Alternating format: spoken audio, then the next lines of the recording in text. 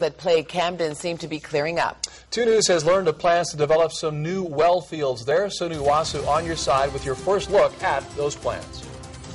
We're on Main Street in Camden. Behind me, you can see 2 huge piles of salt, the source of all of their water problems here. You can see trucks are now starting to move that salt away from the village. The goal is to get these huge salt piles into the hands of buyers and get them off this land.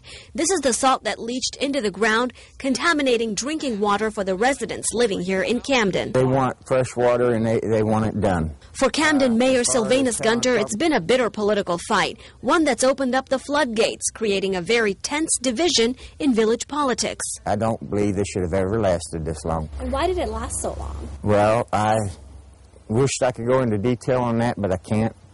Just personalities and opinions? Or? I think it comes down to the divide in the council once again. The good news for now, clean water is flowing out of Camden taps. Right now, residents here in Camden are drinking water pumped out of a local well. As you can see, it looks just like plain water, but it tastes a little metallic, and that's because we're told it has a high level of iron in it, but according to the EPA, this is considered safe to drink. We drove up to check out that well and found a water quality expert on site testing the water. We're told sometimes the water might not look that great, but it meets EPA standards and they're strictly monitoring it every day.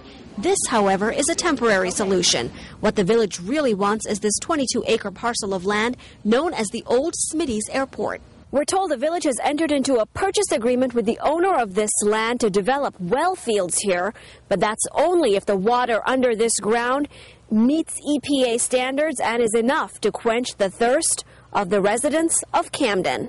If they can meet all them requirements, then we have purchased a well field.